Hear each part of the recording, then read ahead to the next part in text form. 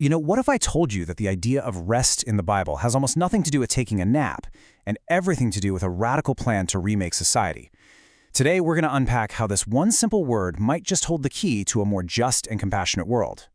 So let me ask you, when you hear that word rest, what's the first thing that pops into your head? A lazy Sunday morning maybe? A week-long vacation? Or is there something deeper? Well, get ready, because over the next few minutes, we're going to challenge pretty much everything you thought you knew about rest. For a lot of us, probably our most common encounter with this idea of spiritual rest is at a really tough time, a time of loss. We say, rest in peace. And that is a beautiful, heartfelt sentiment for sure. But it's only the first chapter of a much, much bigger story. Okay, so if resting in peace is just the beginning, what's the rest of that story? Well, it turns out the Bible's concept of rest is less about a final destination and way more about a journey. It's actually a blueprint for building a more just and compassionate world.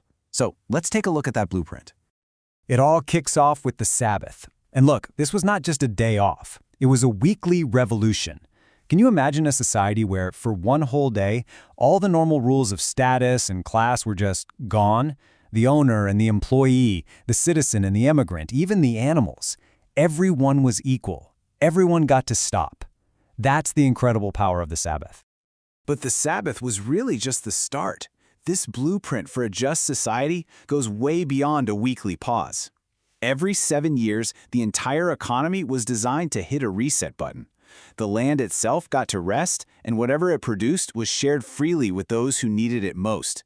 This wasn't just charity, you see, it was a fundamental right.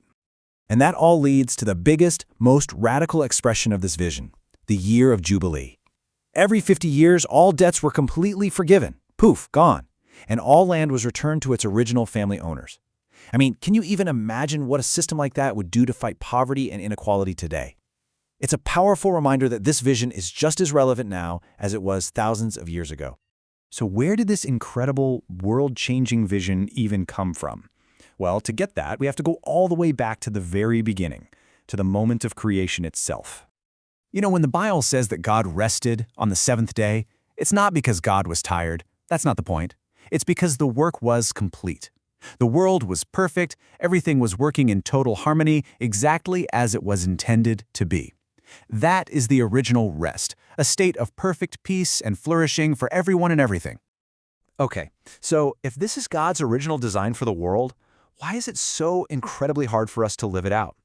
The answer, it turns out, is in a fundamental clash of mindsets, a collision between the values of the kingdom and the values of our consumer-driven culture.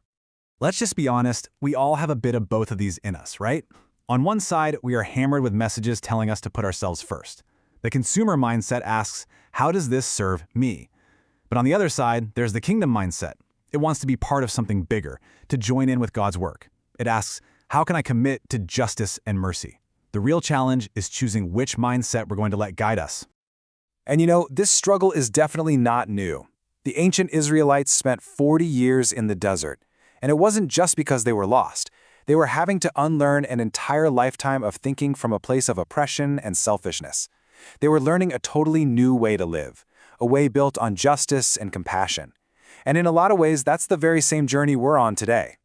So how do we actually navigate this timeless struggle?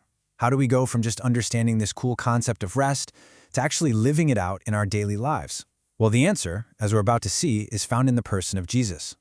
See, Jesus didn't show up to give us a brand new set of rules to follow. He came to show us a new way to live. He embodied the spirit of the law, the whole point of it all, which is justice, mercy, and real worship. And then he invites us to do the very same thing. So what does this look like in the real world? It's not about big, grand gestures. It's about the small, intentional choices we make every single day. It's about seeing our regular life, our job, our home, our neighborhood, as the place where our faith comes alive.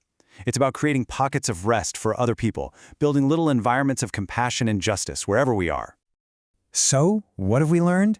Well, we've learned that rest isn't just a day off. It's a whole blueprint for a revolution of justice and compassion. It's a picture of God's original design for a flourishing world. It's a huge challenge to our me-first culture.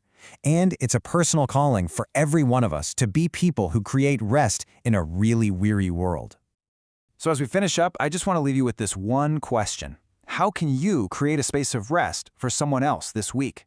It seems like a small question, but trust me, it has the power to change the world. Thanks so much for joining me.